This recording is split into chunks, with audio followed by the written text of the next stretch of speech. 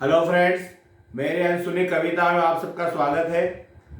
आज की कविता का शीर्षक है पति पत्नी 50-50। शास्त्रों में कहा गया है यत्र नार्यस्तु पूज्यन्ते रमन्ते तत्र देवता।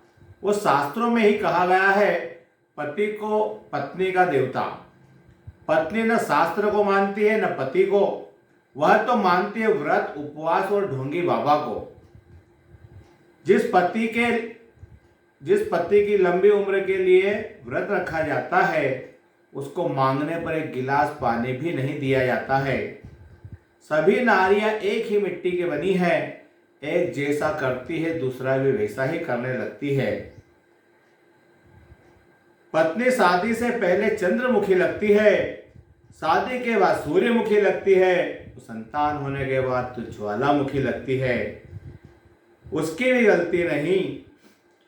गलती नहीं, उसको न मिला सपनों का राजकुमार जो करे सिर्फ उससे प्यार, उसकी खुशियों को न करे तार तार, न करना पड़े उसे घर का कोई काम और महारानी जैसा मिलता रहे सदा उसे आराम। पति को लगता है पत्नी पर है उसका हक, अरे हक तो अपने आप पर भी नहीं चलता जब आ जाता ऊपर वाले का बुलावा ना हक। अधिकतर पत्नियों को पति लगता है बुद्धू, वह समझती है उसे घर में रखा हुआ कद्दू। जब जैसा मन होगा बना लेगी उसकी भाजी, और गरज पड़ने पर अदाएं दिखाकर कर लेगी उसे राजी। पति बेचारा एक सहनशील प्राणी, जब से शादी हुई चली गई है उसकी वाणी। नित नए अत्याचार सहन करता है, मुंह होने पर भी अपना मुंह नहीं खोलता है। अगर मुंह खोल दे तो भूकंप आ जाएगा और बसा बसाया घर क्षण में ही उजड़ जाएगा। पत्नी है अर्धांगिनी यानी 50-50। बैलेंस बनाकर ही रहे, न गुम करे पति की सिट्टी बिट्टी। सरकार ने महिलाओं को 33% आरक्षण दिया। मेरा तो मानना है 50% क्यों नहीं दिया। 50% नहीं होने से महिलाएं रह जाएगी फिसड्डी, उस संसद में पुरुषों से कैसे खेल पाएगी कबड्डी।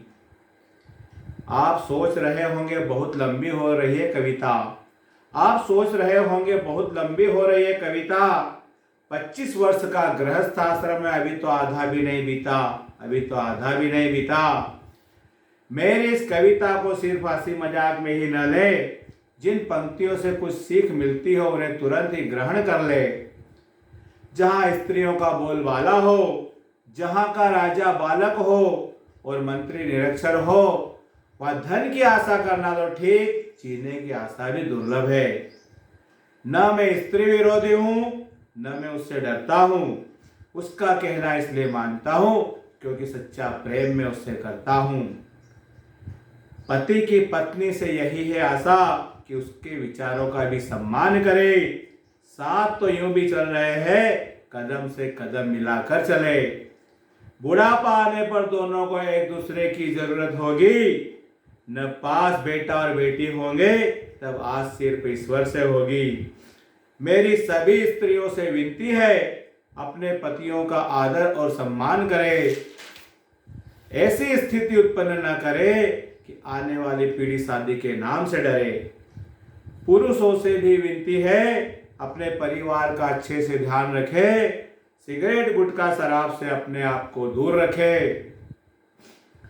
दूसरे की पत्नी को मां समान और दूसरे के धन को धूल समान माने। अपनी स्त्री के सामने दूसरी स्त्री का कभी न बखान करे। स्त्री ही स्त्री की दुश्मन है, राई का पहाड़ बना देती है और अपनी गलती नहीं देखती और पति के मरने पर दहाड़ दहाड़ कर रोती है। परिवार की शांति भंग होती है स्वतंत्रता के नाम पर। मनुष्य का विकास संभव है बंधनों को मानकर।